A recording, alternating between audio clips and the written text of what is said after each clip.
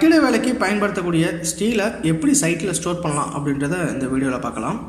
First of all அரைவாக இருக்கிற வெஹிக்கிள்லேருந்து நம்ம DC வாங்கி எத்தனை டன் ஸ்டீல் வந்திருக்கு அப்படின்றத செக் பண்ணிவிட்டு அதை கன்ஃபார்ம் பண்ணுறதுக்காக வேப்ரிட்ஜில் விட்டுட்டு போய் அதோட லோட் வெயிட்டு எம்டி வெயிட் ரெண்டுத்தையும் செக் பண்ணோம் அப்படின்னா நமக்கு கன்ஃபர்மேஷன் வெயிட் வந்து நம்ம கிராஸ் செக் பண்ணிக்கலாம்.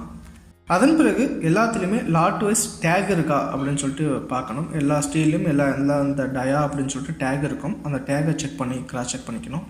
அதன் பிறகு 2 கிரெயின் வச்சு தான் ஸ்டீலை வந்து அன்லோடு பண்ணணும் எப்பயுமே வந்திருக்க வெஹிக்கிள்லேருந்து. ஏன் அப்படின்னா ஒரு ஸ்டீலோட லென்த் வந்து பார்த்தோம் அப்படின்னா 12 மீட்டர் வரும். சிங்கிள் கிரெயினால் அதை பண்ணோம் அப்படின்னா லோடு சென்டரில் மட்டும் இதாகி ஸ்டீல் வந்து பெண்ட் ஆகிறதுக்கான வாய்ப்பு அதிகம். அதனால் வந்து 2 கிரெயின் வச்சு 2 சைடுமே வந்து டைப் பண்ணி ஈக்குவலாக யூனிஃபார்மாக வச்சு தான் அன்லோட் பண்ணணும்.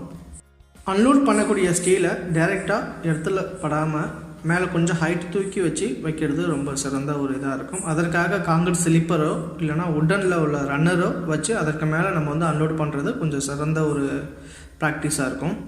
டைரெக்டாக நம்ம இடத்துல வச்சோம் அப்படின்னா அதுலேருந்து ஈரப்பதத்தினால நம்மளோட ஸ்டீல் வந்து கரோஷன் ஆகி டேமேஜ் ஆகிறதுக்கான வாய்ப்பு இருக்குது. அப்படி வைக்கக்கூடிய ஸ்டீலை 8 mm 10 mm 12 mm அப்படின்னு தனித்தனியாக அந்தந்த டயா வைஸ் பிரித்து வைக்கிறது ரொம்ப ஒரு சிறந்த ஒரு ப்ராக்டிஸாக இருக்கும். ஏன் அப்படின்னா எந்தெந்த லாட்லேருந்து எவ்வளோ ஸ்டீல் நம்ம எடுக்கிறோம், எவ்வளோ நம்மள்ட்ட ஸ்டோரேஜ் இருக்குது அப்படின்றதுக்கு வந்து யூஸ்ஃபுல்லாக இருக்கும் கால்குலேட் பண்ணுறதுக்கு. அப்படி அன்லோட் பண்ண ஸ்டீலை டைரக்ட் சன்லைட்டோ மழை தண்ணியோ எதுவும் படாமல் இருக்கிறதுக்காக ஒரு தார்பாலினோ இல்லைனா ஒரு பிளாஸ்டிக் ஷீட்டோ போட்டு ஃபுல்லாக கவர் பண்ணி வைக்கிறது ரொம்ப சிறந்த ஒரு விஷயம்.